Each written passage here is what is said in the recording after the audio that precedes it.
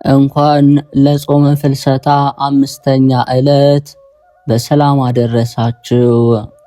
ለጻድቁ አባታችን አቡነ ገብረ መንፈስ ቅዱስ ወርሃዊ የመታሰቢያ በዓላቸው በዚህች ዕለት ታስበው ለሚውሉ ቅዱሳን ዓመታዊና ወርሃዊ የመታሰቢያ በዓላቸው በሰላም አደረሳችሁ። የልዑል እግዚአብሔር ቤተሰቦች ከዚህ በመቀጠል የጻድቁ አባታችን የአቡነ ገብረ መንፈስ ቅዱስ ገድላቸውን እናሰማለን። በስመ አብ ወወልድ ወመንፈስ ቅዱስ አሐዱ አምላክ አሜን። ከእናቱ ማኅፀን ከወጣ ጀምሮ የሚጠለልበት ዛፍ የሚጠጋበት ዋሻ በሌለበት በረሃ ራቁቱን ቆመ። እንደዚሁም እስከ ዕለተ ሞቱ ድረስ ራቁቱን ኖረ። ገዳማውያን የሚለብሱትን አጽፍ የሚታጠቁትን ማቅ አላወቀም። የእህል፣ የማር፣ የወተት፣ የአትክልት ፍራፍሬ ገዳማውያን የሚመገቧቸውን የቅጠላ ቅጠል ጣዕምም ቢሆን አያውቅም። ከብዙ ጊዜ በኋላ አባታችን አቡነ ገብረ መንፈስ ቅዱስ ተጋድሎውን ሲፈጽም እግዚአብሔር ስለ ንጉሥ ክብር ድባብ እንደሚዘረጋ ለአባታችንም የብርሃን ድባብ ዘረጋለት። ንጉሥ የፀሐይ ሐሩር እንዳያቃጥለው አገልጋዮቹ ድባብ ዘርግተው ከኋላ ይከተሉታል። በሚንቀሳቀስበትም ጊዜ አገልጋዮቹ ድባብ ይዘው ይሮጣሉ። በቆመበት ቦታም ያንን ድባብ ያቆማሉ። እንዲሁም የመላእክት ሰራዊት ለአባታችን የብርሃን ድባብ ይዘረጉለታል። ዝናብ በሚዘንብበት ጊዜ አንድ ጠብታስ እንኳ በሰውነቱ አታርፍም፣ እንደ ተጌጠ ቤት ሆኖታልና። አባታችን ገብረ መንፈስ ቅዱስም የነበረባት ቦታ እንደደረቀች ባየ ጊዜ ይህች ቦታ በኃጢአት የደረቀች እነሳላታለሁ ይላል። ዝናብ ወደ ጠገበች መሬት እልፍ ባለ ጊዜ ያችም የደረቀች መሬት ትረካለች። ፍጥረት ሁሉ ለአምላኩ እንደሚገዛ ተገዙለት። ወንድሞቼ ጌታችን ኢየሱስ ክርስቶስ በምድር ላይ ለአባታችን ገብረ መንፈስ ቅዱስ ያደረገለትን ድንቅ ሥራ እዩ። ቃል ኪዳን እንደሰጠው ከምድር ነገሥታት ሀብት የሚበልጥ ታላቅ ክብርን እንደሰጠው እዩ። በሞቱ ጊዜ አይደለም በሕይወተ ሥጋ ሳለ ነው።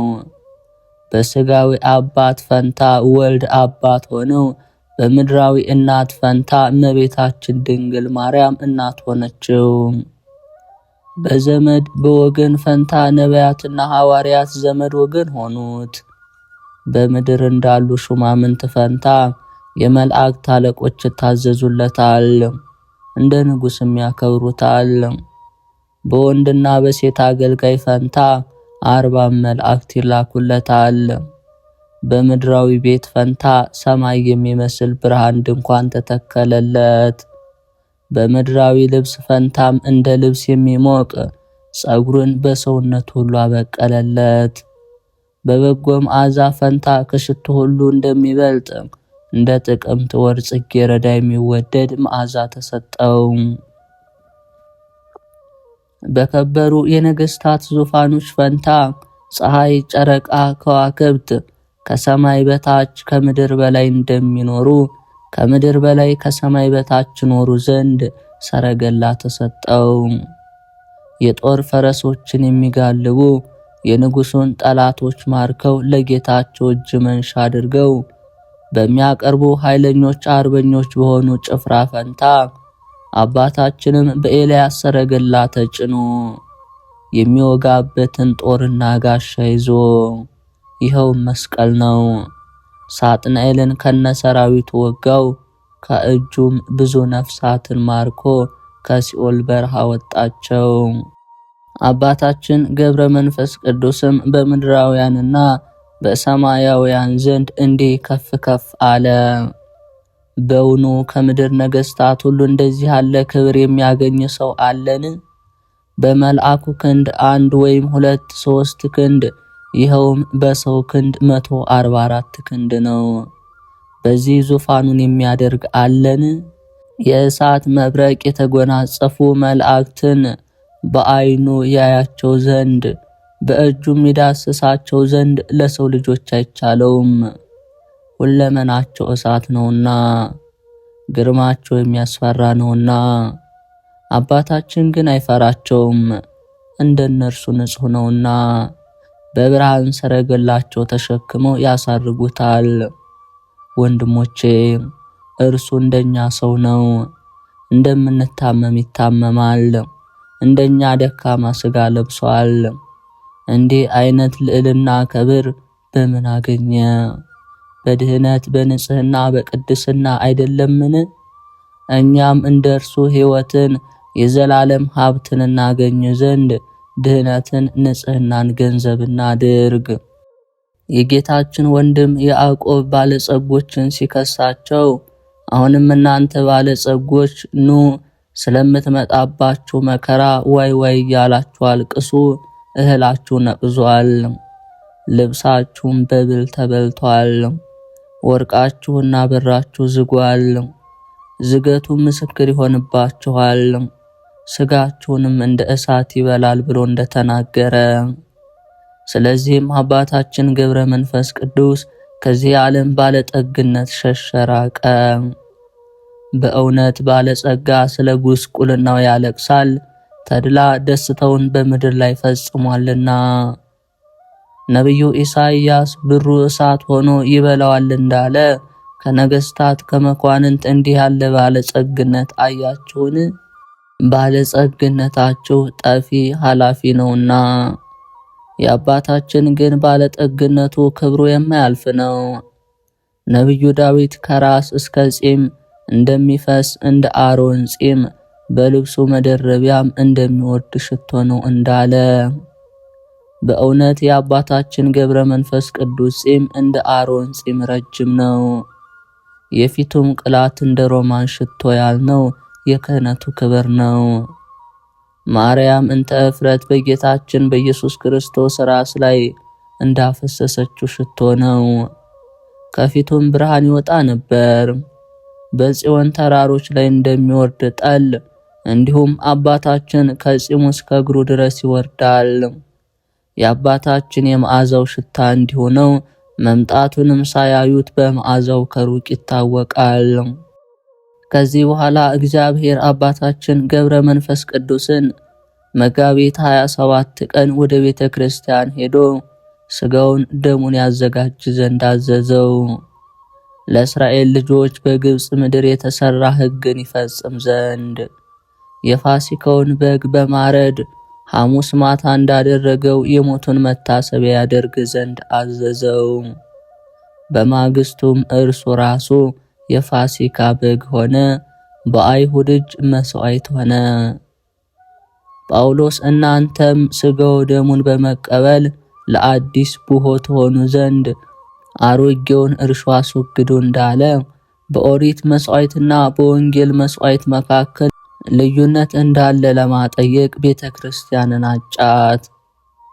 ጌታ ደቀ መዛሙርቱን ይህንን ኅብስት ስትበሉ ይህንን ጽዋ ስትጠጡ የሞቴን መታሰቢያ አድርጉ አላቸው።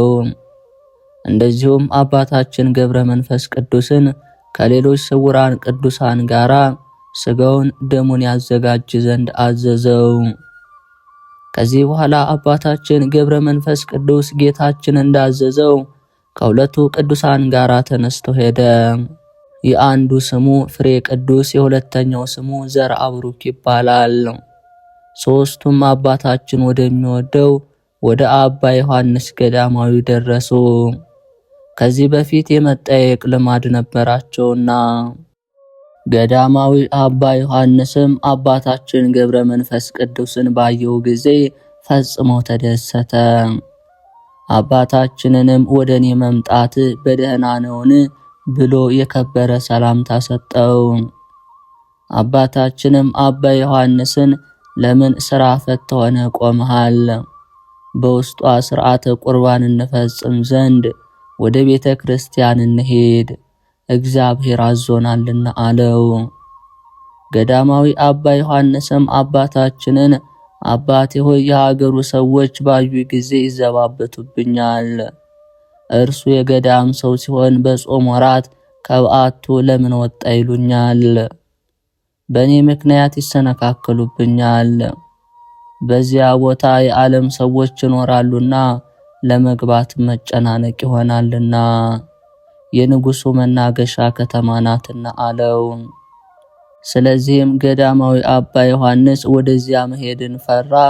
አባታችን ገብረ መንፈስ ቅዱስም አባ ዮሐንስን በቀኝ በኩል ባለው መንገድ ወርደ ፈጥነ ግባ፣ ሰዎች እንዳያዩ እግዚአብሔር ይሰውርሃል አለው። አባ ዮሐንስም የአባታችንን ነገር በሰማ ጊዜ ፈጥኖ ወረደ እንጂ አልተጠራጠረም። አባታችንም እንደነገረው በዚያ ብዙ ሰዎች ተሰብስበው ሳለ ያየው ሰው አልነበረም። ሳያዩት ገባ። ገብቶም አባታችን ገብረ መንፈስ ቅዱስን ፍሬ ቅዱስ ዘርአ ቡሩክን ከዚያ አገኛቸው። በሰው እጅ የተሰራ የምድራዊት ቤተክርስቲያን መገልገያዋ፣ መብራቶቿ፣ ሰረገላዋ፣ ስራዋ ከመሬት እስከ ጣራ ድረስ ያለው ማዕዘኖቿ፣ ምሰሶቿ፣ የቀደመው ስራዋ ሁሉ ተነሳ፣ ጨለማ ተወገደ። በምድር ላይ የሚመስለው የሌለ የብርሃን ድንኳን ተተከለ። በቅዳሴ ጊዜ የሚገባ የወርቅ ጻዕል፣ የወርቅ ጽዋ፣ የወርቅ ዕርፈ መስቀል፣ ማሂፈድ፣ ለቁርባን ሥርዓት የሚቀርበውን ሁሉ ከሰማይ ወረደ። ምንም የቀረ የለም። በሐር ፈትል የተሸለመ በወርቅ ሐር የታሸበ እንደ ሮማን ወርቅ ያለ መጋረጃ ተጋረደ። መልኩ እንደ ምድራዊ ወርቅ አይደለም፣ ለዓይን የማይታይ በእጅ የማይዳሰስ ነው እንጂ። መልኩ የሚያስደንቅ ስራው የሚያንጸባርቅ። ዳግመኛ ለቅዳሴ የሚሆን ልብሰ ተክህኖ ወረደ። ዳግመኛ በወርቅ መሶብ ከአውሎጊያ ጋራ የሕይወት ህብስት ወረደ፣ ወይንም በጽዋ መልት ወረደ። ጌታችን ኢየሱስ ክርስቶስ በእናቱ ስም በሶስት ድንጋዮች ቤተ ክርስቲያን ሰርቶ ከፈጸመ በኋላ ከደቀ መዛሙርቱ ጋር እንደቀደሰ አባታችን ገብረ መንፈስ ቅዱስም ሥርዓቱ ሁሉ ከተፈጸመ በኋላ ለቅዳሴ ተሰየመ። ጌታችን ኢየሱስ ክርስቶስ ያን ጊዜ ልብሰ ተክህኖን እንደለበሰ አባታችን ገብረ መንፈስ ቅዱስም ልብሰ ተክህኖን ለብሶ የዓለሙን ኃጢአት የሚያስተሰሪ በግ ክርስቶስን ለመስዋዕት ተዘጋጀ። ፍሬ ቅዱስም ይራዳው ነበርና ዘርአ ቡሩክን በዲቁና ያገለግል ነበር። አባታችን ገብረ መንፈስ ቅዱስም ይህ ሁሉ በተዘጋጀ ጊዜ በእግረ ሕሊና ተመላለሰ። የዚህን ዓለም ሥራ ለማከናወን በሚሮጥ በእግረ ሥጋ አይደለም። ንጹሐት ክቡራት በሆኑ እጆቹ ሥጋውን ለመዳሰስ ቀረበ። ኃጢአት በሚሰሩ እጆቹ አይደለም፣ ክቡር ሥጋውን በሚፈትቱ ንጹሐት ክቡራት በሚሆኑ እጆቹ ነው እንጂ። የእናቱን ቤት የተባለች ቤተ ክርስቲያን ይህችም ከሰማይ የወረደች አዲሲቱ ኢየሩሳሌም ናት። በመሠዊያው ላይ አኖረ። በግ ወልደ እግዚአብሔር የሚሰዋበትን አዘጋጀ። በእጁም በያዘው ጊዜ የክርስቶስ ሥጋ ሆነ። ኪሩቤልም በመሠዊያው ዙሪያ መብራት በሚበራበት ክንፋቸውን እያርገበገቡ ቆሙ። እርሷ በምድር ያለች የመላእክት ሰረገላ ናትና እርሱ ከሰማይ ያለ የመላእክት ሰረገላ እንደሆነ እግዚአብሔር ከሰረገላው ጋር በሰማይ እንዳለ በዚያም አለና ሁሉ አዲስ አይደለም። ዮሐንስ አቡ ቀለምሲስ ምስጢር እንዳየ ሁሉ ተፈጸመ እንጂ። ወደ ሥርዓተ ቅዳሴው እንመለስ። ንዑዳን ክቡራት በሆኑ እጆቹ ሥጋው ደሙን ለማክበር ተዘጋጀ። ዓለምን ሁሉ በእጁ የያዘ እግዚአብሔር አብ ቡሩክ ነው፣ አሜን። ተቀዳሚ ተከታይ የሌለው ጌታችን መድኃኒታችን ኢየሱስ ክርስቶስ ቡሩክ ነው፣ አሜን። ጰራቅሊጦስ መንፈስ ቅዱስ ቡሩክ ነው፣ አሜን አለ። ከዚህ በኋላ የጳውሎስን የጴጥሮስን መልእክት የሐዋርያትን ሥራ ነበቡ። ከዚህ በኋላ አባታችን የዮሐንስን ወንጌል ከሰማይ የወረደ ሕይወት እንጀራ እኔ ነኝ የሚለውን በወልድ ያመነ የዘላለም ሕይወት አለ እስከሚለው ድረስ አነበበ። ያነበበውም በምድራዊ መጽሐፍ አይደለም፣ ከሰማይ በወረደ መጽሐፍ ነው እንጂ። በዚያ ሰዓት ታላቅ ግርማ ሆነ፣ የበግ ክርስቶስን መሥዋዕት ያዩ ዘንድ መላእክት ወርደዋልና። የክብር ባለቤት ይህ ማን ነው? በወዳጁ በአባታችን በገብረ መንፈስ ቅዱስ እጅ የተሰወው በግ ክርስቶስ ነው እንጂ። ቀንዶቹ በዕፀ ሳቤቅ ተይዘው የታየ ይስሐቅን የተቤዠው በግ ይህ ነው። ዳግመኛ ነቢዩ ኢሳይያስ ስለ እርሱ እንደ በግ ለመታረድ መጣ ብሎ የተናገረለት እውነተኛ በግ ይህ ነው። በዚያን ጊዜ በአባታችን በገብረ መንፈስ ቅዱስ ፊት እንደ ነጭ በግ ሆኖ ታየው። በእጆቹ በያዘው ጊዜ ግን ህብስት ሆነ። የጌታችን የመድኃኒታችን ኢየሱስ ክርስቶስ ቅዱስ ሥጋውን ክቡር ደሙን ያደርገው ዘንድ አቤቱ ጌታዬ ሆይ በዚህ ህብስት ላይ በዚህ ጽዋ ላይ መንፈስ ቅዱስ ትልክ ዘንድ እንለምንሃለን እንማልድሃለን ባለ ጊዜ መለኮታዊ ኃይል የተዋሃደው ሲሆን ራሱን በህብስትነት በወይንነት ገለጸ። ቅዱስ ሥጋውን ክቡር ደሙን ወደ መሆን ይለወጥ ዘንድ አባታችን ገብረ መንፈስ ቅዱስ ሥጋው ደሙን ለማክበር በቀረበ ጊዜ ያን ጊዜ ሰማያዊ አባቱ በካህን ገብረ መንፈስ ቅዱስ እጅ የልጁን መሥዋዕት ያይ ዘንድ ወደ ታች ተመለከተ። ዳግመኛ የመንፈስ ቅዱስ ጸጋ ላክልን ባለ ጊዜ ያን ጊዜ ጳራቅሊጦስ መንፈስ ቅዱስ በነጭ ርግብ አምሳል ከዙፋን ወርዶ ብርሃናዊ በሆነ ክንፉም ይጋርድ ዘንድ በመሠዊያው ዙሪያ ረበበ። ኪሩቤልም በጌትነቱ ዙፋን የማይዳሰሰውን አባታችን ሲያርደው ሲያወራርደው ባየ ጊዜ አደነቀ። ሱራፌልም ያለ ጉጠት እሳቱን ሲፈትተው ባየ ጊዜ እጅግ ደነገጠ። በእውነት አባታችን ገብረ መንፈስ ቅዱስ ንጹሕ በግ ክርስቶስን አረደው፣ አወራረደው፣ ስለ ኃጢአተኛም ማለደው። ሥርዓተ ቅዳሴውን በፈጸመ ጊዜ የዘላለም ሕይወት የሚሆን ቅዱስ ሥጋውን ክቡር ደሙን ተቀበለ። ዳግመኛ ለሚራዳው ለአባ ፍሬ ቅዱስ ሥጋውን ክቡር ደሙን አቀበለው። ለእኛ ተስፋ ሊሆን አባታችን ካረፈ በኋላ የሆነውን ሁሉ ይናገር ዘንድ ምስጢር እንዲያይ ለምስክርነት የመጣ ገዳማዊ ቀሲስ ዮሐንስም ሥጋው ደሙን አቀበለው። አባ ዮሐንስም ክቡር ደሙን በተቀበለ ጊዜ ጉሽ ጠጅ እንደጠጣ ሰው በተስፋ ተሞላ። ሰውነት ሁሉ በጸጋ መንፈስ ቅዱስ ከበረ፣ መዓዛውም የሚወደድ ሆነ። ከዚህ በኋላ መቀበል ለሚገባቸው ሁሉ ሰጠ። ለምስክርነት ከተጠራ ከቄስ ዮሐንስ በቀር ወደኛ የመጣ የለም። መጥምቁ ዮሐንስ በዮርዳኖስ ወንዝ ሰማይ ተከፈተ፣ መንፈስ ቅዱስ በነጭ ርግብ አምሳል ወርዶ በራሱ ላይ ተቀመጠ። የምወልደው ልጄ ይህ ነውና የሚላችሁትን ስሙ የሚል ቃል ሰማሁ ብሎ እንደመሰከረ፣ ይህንንም አብነት በማድረግ አባታችን ገብረ መንፈስ ቅዱስ በግአ ክርስቶስን ይሰዋ ዘንድ ተዘጋጀ።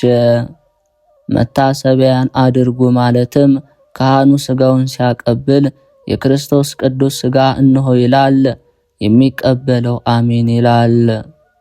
አሜንም ማለት በእውነት ያለ ሐሰት የክርስቶስ ሥጋ ማለት ነው።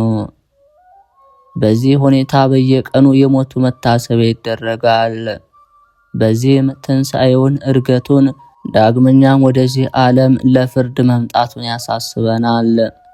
ትናንትም ዛሬም እስከ ዓለም ፍጻሜ ድረስ ክቡር ደሙን ቅዱስ ሥጋውን ተቀበልን እያልን እናስበው ዘንድ ትናንት በአባታችን እጅ የተሰወው ዛሬም መከራ እንዳላገኘው ሆኖ እናገኘዋለን።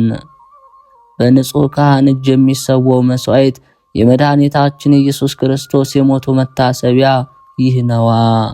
መንፈስ ቅዱስ በነጭ ርግብ አምሳል እየታየ በግልጽ ከወረደለት ከአባታችን ከገብረ መንፈስ ቅዱስ በቀር ንጹሕ ማን ነው?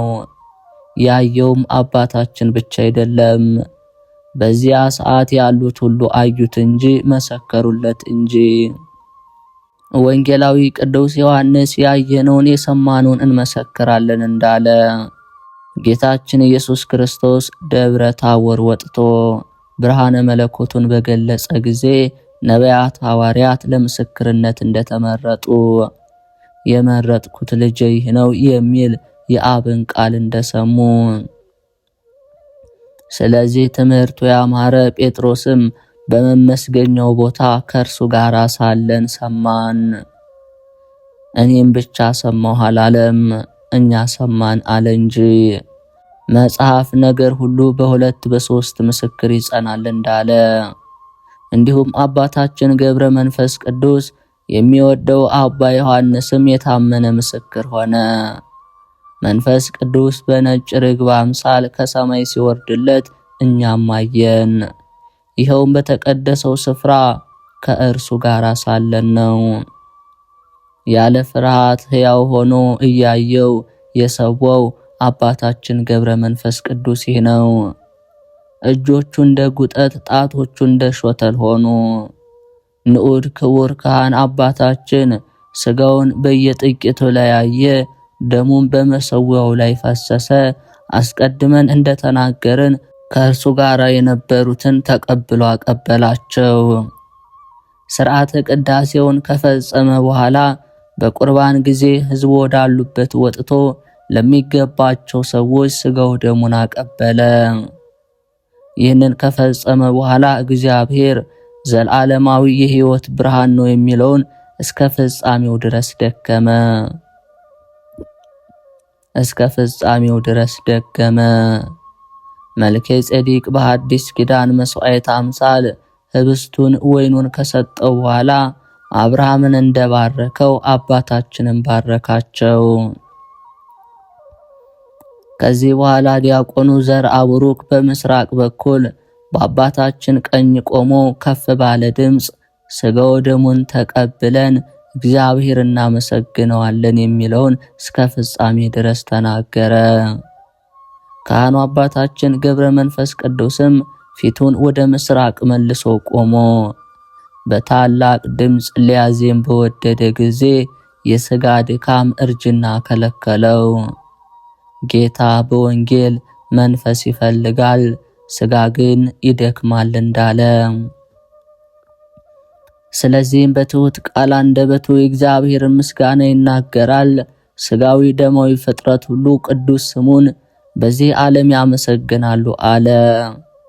በምድር ላይ የሚመስለው የሌለ የሚያንጸባርቅ የወርቅ ጸሐል ይዞ 3 ጊዜ መላልሶ እንዲህ ባለ ጊዜ ዲያቆን ዘርአብሩክም የወርቅ ጽዋውን ይዞ በሚያስደንቅ ዜማ እያሰማ 3 ጊዜ አቡነ ዘበሰማያት አለ። ካህኑ አባታችንም መጋረጃውን ገልጦ ወደ ቤተ መቅደስ ገባ። ጌታችን ደቀ መዛሙርቱን እንደባረካቸው አባታችንም ካህናቱን ባረካቸው። በታቦቱ ፊት ቆመ። ካህኑ አባታችንም ከዲያቆኑ ጽዋውን ተቀብሎ ለሚረዳው ቄስ ለፍሬ ቅዱስ ሰጠው። ዲያቆኑ ዘርአብሩክም ጽዋውን በክብር ተቀብሎ አኖረው።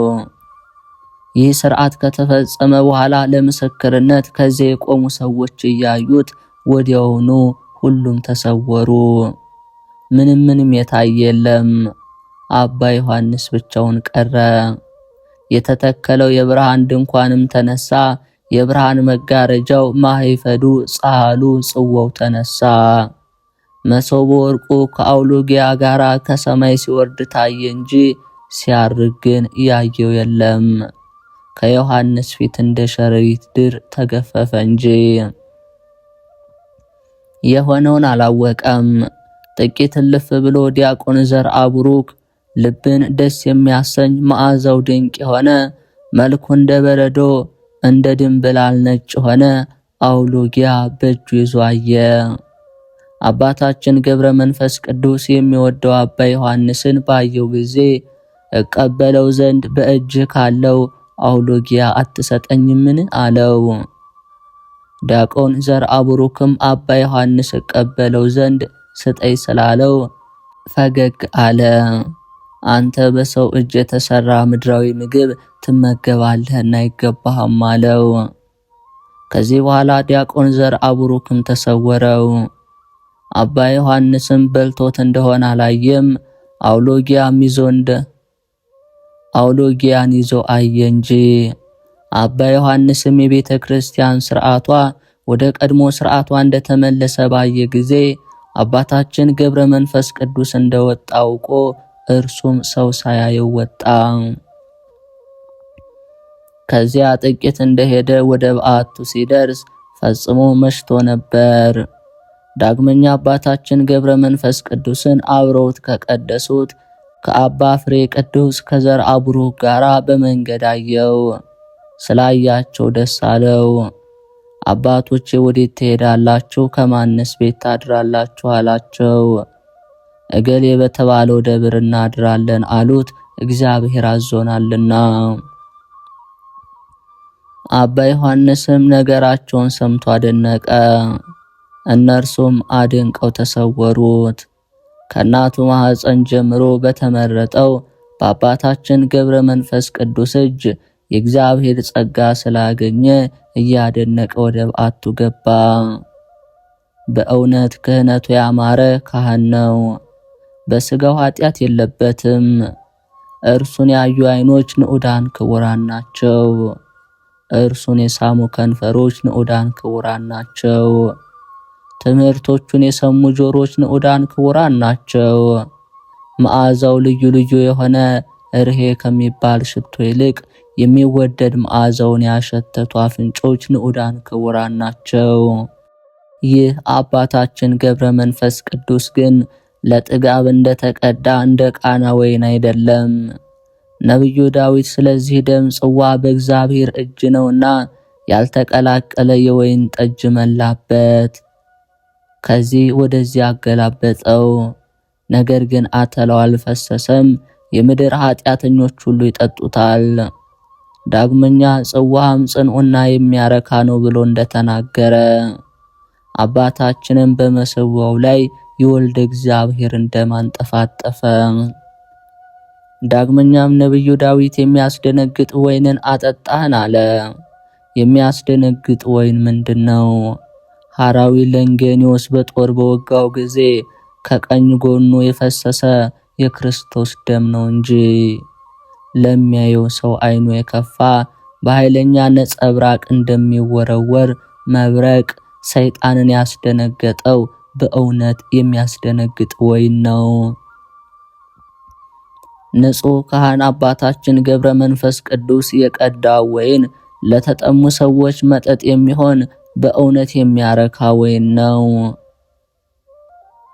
ንዑድ ክቡር የሚሆን አባታችን ገብረ መንፈስ ቅዱስ ከዚህ ኃላፊ ዓለም በሞት በሚለይበት ሰዓት ኃጢአት የሌለባቸው ንጹሐን ጻድቃን ሄኖክ፣ ኤልያስ፣ ሞትን ያልቀመሱ ሌሎች ቅዱሳን ነቢያት እነዚህ ሁሉ ወዳሉበት ወደ ብሔረ ሕያዋን ሄደ። ከቀድሞ ጀምሮ የመሄድ ልማድ ነበረውና በሰረገላ ተጭኖ ሄደ። ከቅበላ እስከ ፋሲካ ከነርሱ ጋር ይሰነብታል፣ ከነርሱ ጋር በዓል ያደርጋል። ጌታችንም ወደ እነርሱ ወርዶ ቀድሶ ያቆርባቸው ነበር። ቀድሞ በእናቱ በእመቤታችን ቤተ መቅደስ በሰው እጅ ያልተዘጋጀ ሰማያዊ ህብስት ተወርዶ ለደቀ መዛሙርቱ ቀድሶ እንዳቆረባቸው መላእክት መምጣቱን አያውቁም ነበር። ያለ ጉጠትም ያንን ህብስት መንካት አይችሉም። ለቅዳሴ የሚገባውን ልብሰ ተክህኖን፣ የወርቅ ጽዋውን፣ ጻሕሉን መንካት አይችሉም። አወቀ ለምሲስ ዮሐንስ ሥርዓተ ቁርባኑ ሲዘጋጅ የእግዚአብሔርን ምስጢር እንዳየ፣ እንደዚሁም አባታችን ገብረ መንፈስ ቅዱስ በኢትዮጵያ አደረገ። አስቀድመን እንደተናገርን ሲበሉም ጌታችን ኢየሱስ ክርስቶስ ህብስቱን አንስቶ እንደባረከ ቆረሰ። ለደቀ መዛሙርቱም ይህ ሥጋዬ ነው እንኩ ብሎ ሰጠ። ጽዋውንም አንስቶ አመስግኖ ሰጣቸው፣ እንዲህ አለ። ሁላችሁም ከእርሱ ጠጡ፣ ኃጢአትን ለማስተሰረይ ስለ ብዙዎች የሚፈስ የሐዲስ ኪዳን ደሜ ይህ ነው አላቸው። እንደዚሁም ቅዱስ ሥጋዬ ለዘላለም ድህነት ሕይወት ይሁን ብሎ ንጹሐት ክቡራት በሆኑ እጆቹ ለአባታችን ገብረ መንፈስ ቅዱስ ሰጠው። አባታችን ገብረ መንፈስ ቅዱስም በጌታችን እጅ ሥጋው ደሙን በተቀበለ ጊዜ የሚመስለው የሌለ ታላቅ ክብር ስላገኘ ፈጽሞ ደስ አለው። ብሔረ ሕያዋንም የተድላ ደስታ ሀገር ናት፣ የብርሃን ሀገር ናት፣ የእግዚአብሔርም ሀገር ናት። በውስጧ ሐዘን ትካዜ የለም። ደጋግ ሰዎች በዚህ ዓለም የሥጋ ኃጢአትን የማያውቁ ንጹሐን በዚያ ይኖራሉ። በውስጧ ረሃብ፣ ጥም፣ በሽታ፣ ድካም የለም። በውስጧ ዝሙት፣ ቂም፣ ቅናት፣ ገንዘብን መውደድ፣ ባልንጀራን መናቅ የለም። በአደባባይዋ በዙሪያዋ ሁሉ የሰላም ጎርፍ ይፈሳል። ዙሪያዋ ጳዚዮን በተባለ ዕንቁ የተለበጠ ነው። ትዕቢተኞችም በእግሯ አይረግጧትም። የምድር ኃጢአተኞች ሁሉ አያዩዋትም። ያን ጊዜ እግዚአብሔር የመረጣቸው ወዳጆቹን በዚያ ያኖራቸዋል። እርሱ ባለቤቱ ከሥጋው ደሙ ያቀብላቸዋል። እንደኛ ምስጢሩን የማያዩት አይደለም፣ ከሰማይ የወረደውን ኅብስት በክብር በምስጋና ይቀበሉታል እንጂ። ደግ አባታችን ገብረ መንፈስ ቅዱስ ጌታችንን ባየው ጊዜ የሚፈልገውን ያደርግለት ዘንድ መላልሶ ለመነው። በየበዓሉ አስራት ይሰጠው ነበርና ዘወትር እንዲህ አስራት ይቀበል ነበርና። እግዚአብሔር ከፈጠረው ከሰው ወገን እንደርሱ ያለ የለም። ጌታችን ኢየሱስ ክርስቶስም አባታችን ገብረ መንፈስ ቅዱስን ይወደው ነበርና የመረጥኩህ ወዳጄ ገብረ መንፈስ ቅዱስ ሆይ ምን ትሻለህ? አደርግልህ ዘንድ ምንስ ትለምነኛለህ? አለው። ከሰው ለይቼ መርጬሃለሁና ከተወለድክበት ጊዜ ጀምሮ እስከ ዛሬ ድረስ ካንተ ጋር ቃል ኪዳኔን አጸናው። አይሆንም ያልኩ ነገር የለም፣ በእኔ ዘንድ ፍቅር እጅግ በስቷልና። አንተ በፈቃድ የተመረጥክ አይደለም፣ በእናትህ ማኅፀን ከመጸነስ አስቀድሞ እኔ መረጥኩ እንጂ አለው። ወዳጄ አሁንም የምትፈልገውን ለምነኝ፣ በሕያው ስሜ ማልኩልህ። ስለ ስሜ በዘመን ሁሉ ይህንን ሁሉ መከራ ታግሰ ተቀብለሃልና አንተስ ከወሰንኩት ሕግ ሁሉ አልተላለፍክምና አለው። አባታችን ገብረ መንፈስ ቅዱስም መድኃኒታችን ኢየሱስ ክርስቶስ ያለውን ሁሉ ሰምቶ ፈጽሞ ደስ አለው። ጌታዬ ፈጣሪ በዘመኔ ሁሉ የለመንኩትን ሁሉ ስታደርግልኝ ኖርኩ። ኃጥአንንም ሁሉ ምረህልኛል፣ ከሲኦል መከራም ሁሉ አውጥተኸኛል። አሁንም ከሞትኩ በኋላ ስሜ በዚህ ዓለም የተሰወረ አይሁን፣ የታወቀ የተገለጠ ይሁን እንጂ።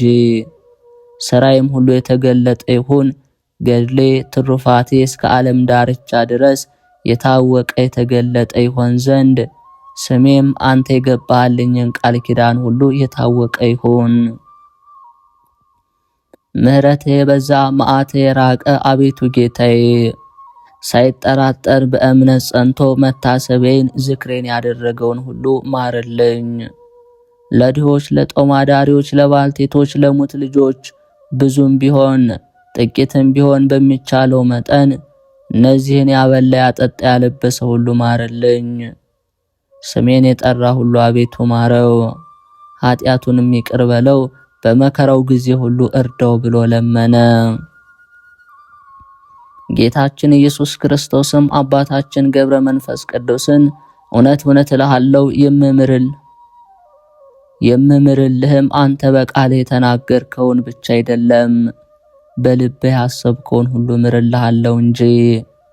መታሰቢያን ያደረገውን ስምህን የጠራውን በጸሎት የተማመነውን የገልህን መጽሐፍ የጻፈውን ያጻፈውን ያነበበውን በጽኑ ልብ አምኖ የሰማውን ሁሉ እስከ ዘላለም ድረስ በማይጠፋ በሰማያት ባለ በሕይወት መጽሐፍ እኔ ስሙን እጽፈዋለሁ አለ።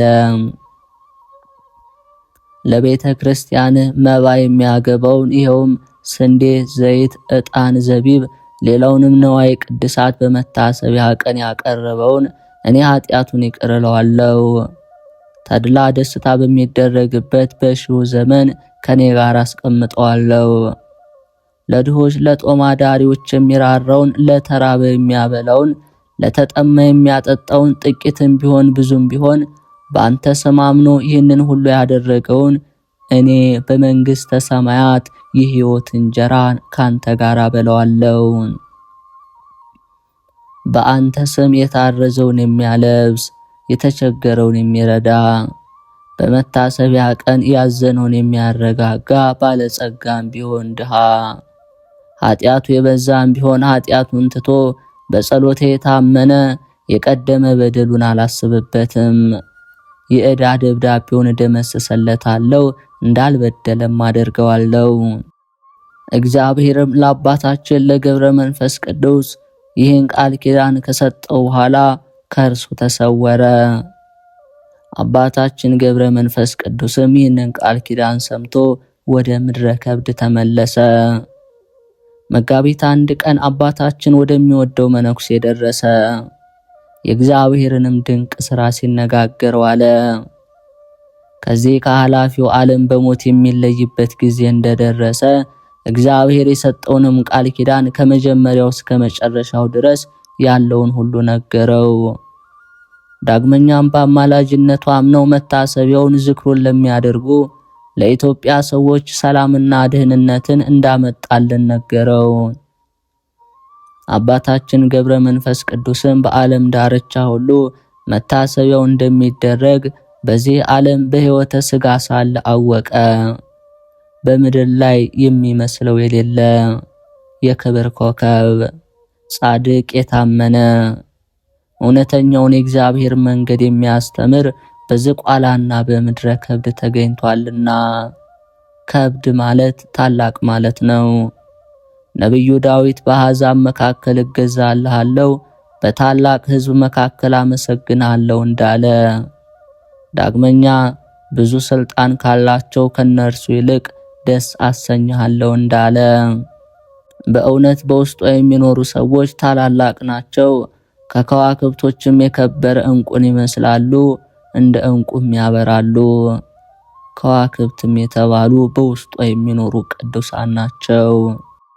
አባታችን ገብረ መንፈስ ቅዱስ ከዚህ ከኃላፊው ዓለም በሞት በሚለይበት ቀን በደረሰ ጊዜ መጋቢት 3 ዓርብ ቀን ታመመ። ለሞት የሚያበቃ ጽኑ ደዌ ያዘው። ጌታችን ሰውነቴ እስከ ሞት ደርሳ አዘነች እንዳለ የሚያርፍበት ቀን በደረሰ ጊዜ ፈራ። ብዙ ስውራን ባህታውያን ወደ እርሱ መጡ። ስማቸውን ፍሬ ቅዱስ፣ ዘርአ ቡሩክ፣ ያዕቆብ፣ ብንያም፣ ዮሴፍ ይባላል። አባታችን ገብረ መንፈስ ቅዱስም ከዚህ ዓለም በሞት እንደሚለይ ጌታችን መድኃኒታችን ኢየሱስ ክርስቶስ ቃል ኪዳን እንደሰጠው ከመጀመሪያ እስከ መጨረሻው ያለውን ሁሉ ነገራቸው። እነዚያም ቅዱሳን ባህታውያን የአባታችንን የሞቱን ነገር ሰምተው አዘኑ፣ አለቀሱ። እርሱ የባህታውያን አለቃ ነውና። ቅዳሜ ቀን በብዙ ድካም በብዙ ጭንቅ ዋለ። እንዳስለመደው ስለ ኃጥአን ነፍሳት ወደ አምላኩ መለመንን አላቋረጠም። በመሸም ጊዜ ደከመ፣ መናገርም አቃተው። እነዚያም ቅዱሳን ባየው በሰማው እንዲመሰክር ገብረ እንድርያስን ይጠሩት ዘንድ ሄዱ። ደርሰውም አባታችን ገብረ መንፈስ ቅዱስ እንደሚሞት ነገሩት። ገብረ እንድርያስም ይህንን ሰምቶ ፈጽሞ አዘነ፣ መራራ ለቅሶንም አለቀሰ። ተነስቶም ንዑድ ክቡር አባታችን ገብረ መንፈስ ቅዱስ ካለበት ደረሰ። ይኸውም ለእሑድ አጥቢያ ቅዳሜ ማታ ነው። ፈጽሞ መሽቶ ከሌሊቱ 1 ሰዓት ሆኖ ነበርና የቄሱን ቤት አባታችን ካለበት የራቀ ነውና እንደ አንበሳ በገዳሙ ጫካ ተኝቶ አገኙት። የሚጠጋበት ዋሻ የሚጠለልበት ዛፍ አልነበረም። ከመንገዱ ጥግ ከመንደሩ አቅራቢያ እጁን ዘርግቶ አገኙት። ጌታችን ኢየሱስ ክርስቶስ በመስቀል ላይ እጆቹን እንደዘረጋ ሆኖ አዩት። አባታችን ገብረ መንፈስ ቅዱስ ከታመመበት ነፍሱ ከስጋው እስከተለየችበት ሰዓት ድረስ ምስጋናን አላቋረጠም። በመከራው ሁሉ ፈጣሪውን መሰለ። ገብረ እንድርያስም በአባታችን ፊት ያለውን ብርሃን ባየ ጊዜ የእግዚአብሔር ጸጋ አስፈራው። ደምግባቱ ቀይ ነበር። የራስ ጸጉሩ ረጅም፣ ጺሙ እንደ በረዶ ነጭ። ገዳማዊ አባ ዮሐንስም ይህንን ታላቅ አባት ቢሞት ምን አደርገዋለሁ ብሎ በሕሊናው አሰበ። የት ቤተ ክርስቲያን እቀብረዋለሁ? በምንስ እገንዘዋለሁ አለ። ልብስ አልነበረውምና ቁመቱም ረጅም ነው። በዚህ ዘመን እርሱን የሚመስል የለም። ክንዱ ረጅም፣ ግርማው የሚያስፈራ ነው። ዳግመኛም ወደ ደብረ ዊፋት ልሄድ፣ የአባታችንን ዕረፍት ለዚያች ሀገር ሰዎች ልናገር፣ አስከሬኑንም ወስደው በዚያ በክብር በምስጋና ይቀብሩት ዘንድ ብሎ አሰበ። አባ ዮሐንስም ይህንን ሲያስብ 2 ሰዓት ያህል ቆየ። በሕሊናው ይህንን ሲያወጣ ሲያወርድ ስሙ ያዕቆብ የሚባል አንድ ሽማግሌ በመሞትበት ጊዜ ሥጋዬን ይገንዝ ዘንድ ይቀብረኝ ዘንድ ለሰው አይቻለውም፣ የሰማይ መልአክ እግዚአብሔር ባዘዘው ቦታ ያኖሩኛል እንጂ ሲል ሰምቻለሁ ብሎ ነገረው። አባታችን ገብረ መንፈስ ቅዱስ ስለራሱ እንዲህ ትንቢት ተናግሮ ነበር። ከዚህ በኋላ ከሌሊቱ 6 ሰዓት በሆነ ጊዜ ይኸውም እሁድ ነው፣ ከሰማይ ታላቅ የነጎድጓድ ድምፅ ተሰማ። ጌታችን ኢየሱስ ክርስቶስ ድንግል ማርያምን 12ቱ ሐዋርያት 15ቱ ነቢያት በመከራው የመሰሉትን ሰማዕታት አገልጋዮቹ ጻድቃን ቅዱሳን መላእክቱን ሁሉ አስከትሎ ወደ አባታችን መጣ። ዳግመኛም እንደ ፀሐይ፣ እንደ ጨረቃ፣ እንደ ከዋክብት የሚያበራ አይነቱ ልዩ የሆነ በረዶ የመሰለ መብራት ከሰማይ እየተወረወረ ወረደ። በዚያ የነበሩ ቅዱሳን ስላዩት ታላቅ ግርማ ፈሩ፣ ደነገጡ። ፈጽመው ስጋውን መንካት አልቻሉም። ከዚህ በኋላ ቅዱሳን ሁሉ በመፍራት በመንቀጥቀጥ ሸሹ፣ ባዩት ነገር ደንግጠዋልና። ምድር ተንቀጠቀጠች፣ ተራሮች ተነዋወጡ፣ ታላቅ ጩኸት ሆነ።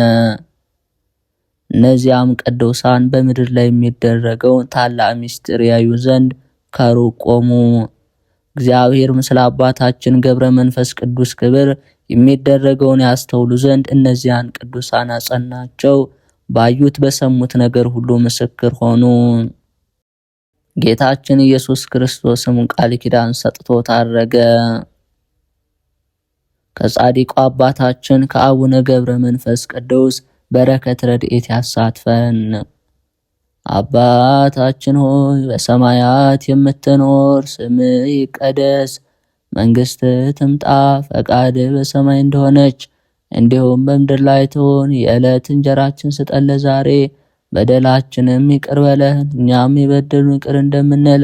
አቤት ወደ ፈተናም አታግባን፣ ከክፉ ሁሉ አድነን እንጂ መንግሥት ያንተ ናትና፣ ኃይል፣ ክብር፣ ምስጋና ለዘላለሙ አሜን።